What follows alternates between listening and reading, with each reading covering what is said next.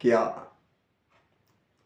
माला के बिना मंत्र जाप किया जा सकता है? ऐसा एक साधक का सवाल आया है। मैं राजकुमार अपने अनुभव के आधार पर आपको यह आज समझाने की कोशिश करता हूँ। ऐसे तो आप कोई भी मंत्र बिना माला के जप कर सकते हैं। मंत्र जाप करने में किसी भी प्रकार के माला की अनिवार्यता नहीं है, लेकिन आपने कोई संकल्प किया हुआ है, एक संख्या निश्चित किया हुआ है, तो उस समय आपको माला की आवश्यकता होती है, क्योंकि आप माला का उपयोग करके मंत्र संख्या को गिन सकते हैं।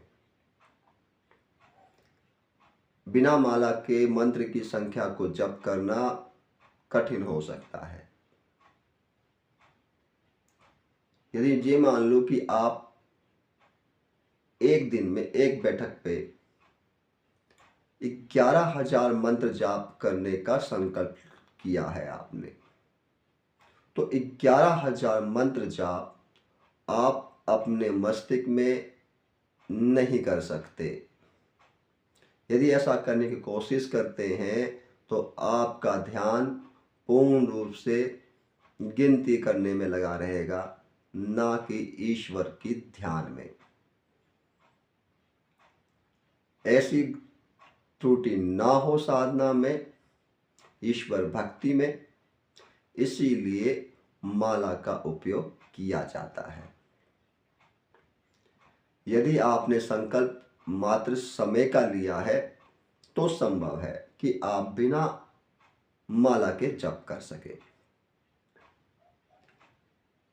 यदि आप माला से मंत्र जप करते हैं तो उसका फायदा भी आपको बोनस के रूप में मिलता है।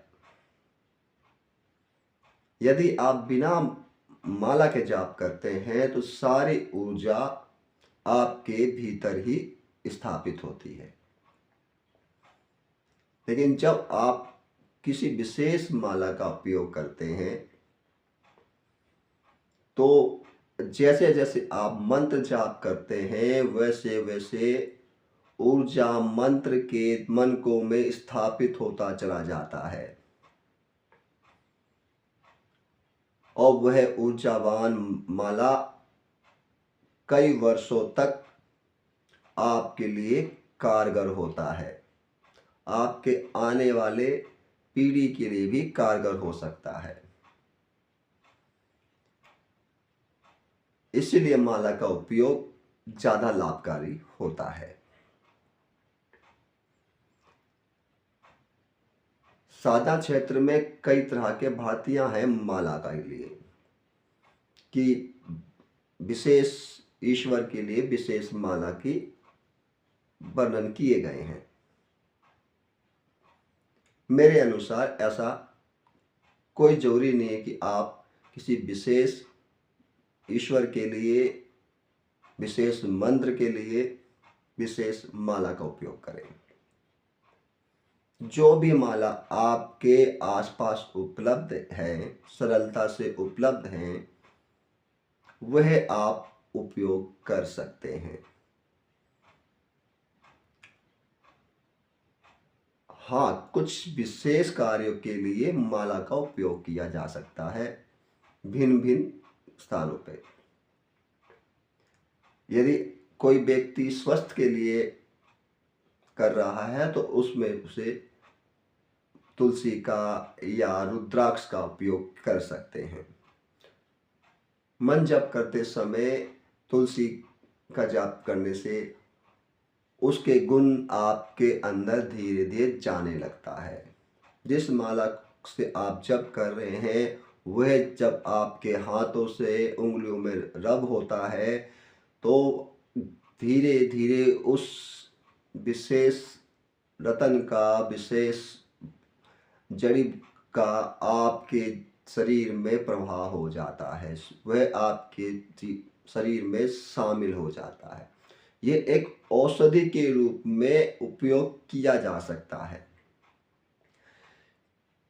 ऐसा कोई ज़रूरी नहीं है कि आप उस विशेष माला का उपयोग करेंगे तो भगवान प्रसन्न होंगे। भगवान प्रसन्न करने के लिए आप कोई भी माला उपयोग कर सकते हैं। केवल स्वास्थ्य के दृष्टि से विशेष माला का उपयोग किया जा सकता है। सामान्यतः जो भी आपके आसपास सरलता से मिल रहा हो या घर में जो भी उपलब्ध माला हो, वह आप जाप कर सकते हैं। निरंतर माला का उपयोग करने से माला समझते ही ऊर्जावान हो जाता है, शक्तिशाली हो जाता है और वो कई वर्षों तक आपके लिए और आपके परिवार के लिए सुखदायी बन जाता है, क्योंकि वह पूर्ण से ऊर्जावान है, पूर्ण से शक्तिशाली है। ईश्वर के मंत्र का जाप उसमें स्थापित है तो वह आपके लिए अधिक कारगर होता है। एक ही मंत्र माला पे कई मंत्र जाप करने से उसका लाभ नहीं होता। एक माला पे एक ही मंत्र का जाप करना उचित होता है। यदि आप भगवान हनुमान जी का मंत्र जाप कर रहे हैं तो उस माला से केवल भगवान हनुमान जी का ही मंत्र जाप होना चाहिए। अन्य कोई मंत्र पहले या बाद में नहीं हुआ होना चाहिए। यदि कोई ऐसा माला आपके पास उपलब्ध है जिसका उपयोग अन्य साधनाओं में किया जा चुका है, तो वह माला पहले आपको डिस्चार्ज करना पड़ेगा, उस पुरानी ऊर्जा को डिस्चार्ज करना पड़ेगा। उसके बाद आप उस पे नए मंत्र जाप का उपयोग कर सकते हैं। अन्यथा दोनों ऊर्जा आपस में मिलकर आपको लाभ प्रदान नहीं करके कुछ और ही भ्रम उत्पन्न करेगा, क्योंकि आपको नहीं पता उससे पहले जो मंत्र जप किया गया है वह किस उद्देश्य से किया गया है। इसलिए हमेशा जब भी आप माला किसी साधना उपयोग कर रहे हैं तो हमेशा नए माला का उपयोग करें। यहाँ आप ये भी नहीं कह सकते कि आप जो मार्केट से लेके आ रहे हैं माला वह पूर्ण रूप से शुद्ध है, उस पे किसी प्रकार का मंत्र जाप नहीं किया गया। हो सकता है सामने वाले ने अपने मंत्र से उसे ऊर्जावान करके आपको दिया हो ताकि आप उसमें सफलता प्राप्त करें। यदि आप किसी विशेष व्यक्ति से माला प्राप्त कर रहे हैं तो आप उन्हें विशेष मंत्र बताएं कि मुझे यह माला इस मंत्र जाप के लिए उपयोग करना है, तो वह उसको उस मंत्र से अभिमंत्रित करके दे तो वह माला आपके साधना के लिए उपयोगी होगा। ना कि सिर्फ नाम सुनकर आप उपयोग करें। जैसे मार्केट में उपलब्ध है लक्ष्मी माला, काली माला, हनुमान माला। लक्ष्मी के कई मंत्र, हजारों मंत्र हैं। उसने किस मंत्र से वो अभिमंत्रित किया है, जब तक आपको नहीं पता वो ऊर्जा स्थापित नहीं हो पाएगी ठीक से, वो आपको आपके इच्छा के अनुसार फल नहीं देगी। इसलिए आप जिस मंत्र विशेष का जाप करना चाहते हैं वह विशेष मंत्र उसको बताएं जो आपके मंत्र को अभिमंत्रित करके आपको दे रहा है। या ऐसा नहीं है कोई व्यक्ति कि वो अभिमंत्रित कर सकता है। आप एक सामान्य मंत्र जाप करने के लिए माला खरीद रहे हैं और आपको यह शक है कि सामने वाले ने उस मंत्र जाप माला पर कोई अन्य मंत्र जाप किया हो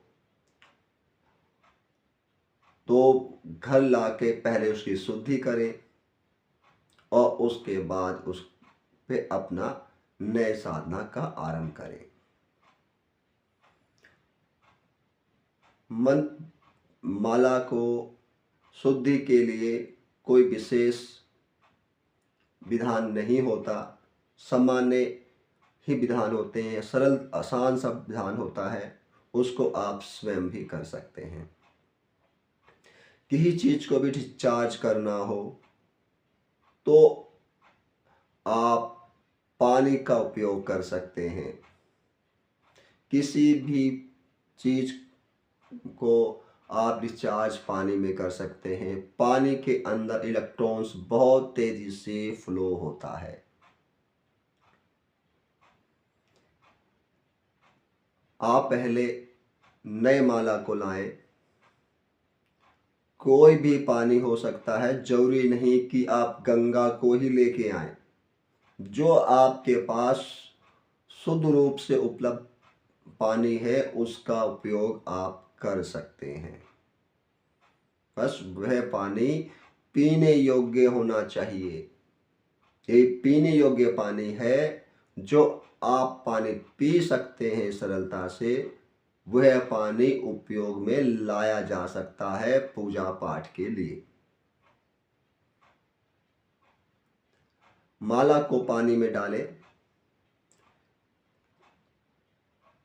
कुछ समय के लिए लगभग आधे घंटे, पौन घंटे, सवा घंटे के लिए पानी में डाल दें। उसके बाद उसको किसी भी पत्ते के ऊपर डालें। ऐसा पत्ता जो स्वयं टूटा हुआ हो। आप किसी पेड़ को कष्ट ना दें, जबरदस्ती उसके पत्ते को ना तोड़े। कोई हरा भरा कोई पत्ता अपने आप हवा के वेग से गिर के टूट के गिरा है तो आप उसका उपयोग कर सकते हैं। या आप पान के पत्ते का उपयोग कर सकते हैं। पान के पत्ते को सामने रखिए,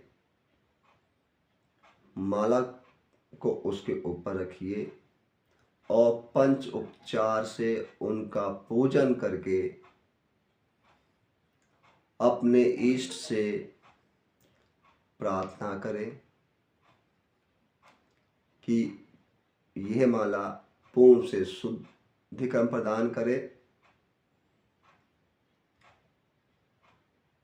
अपने संकल्प को बताएं कि ये माला आप किस लिए उपयोग करने वाले हैं और उसके बाद अपने इष्ट का मंत्र जाप करते हुए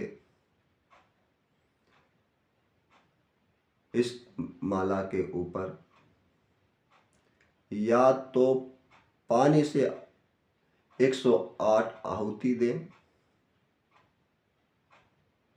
या घी से। जो भी आपका इजी उपलब्ध हो आप उसका उपयोग कर सकते हैं। आहुति देने के बाद माला को फिर से साफ पानी से धो लें और पुनः पंचोपचार पूजन करके अपने इष्ट का मंत्र जाप करें। ऐसा करने से आपका माला उस विशेष मंत्र जाप करने के लिए तैयार हो जाएगा जिसके लिए आप चाहते हैं। धन्यवाद। यदि इसके अलावा कोई अन्य सवाल या जिज्ञासा हो तो आप मुझसे संपर्क कर सकते हैं दिए गए नंबर पे, या आप कमेंट्स में अपने सवाल लिख सकते हैं। मैं कोशिश करूंगा जल्द से जल्द आपको जवाब देने की।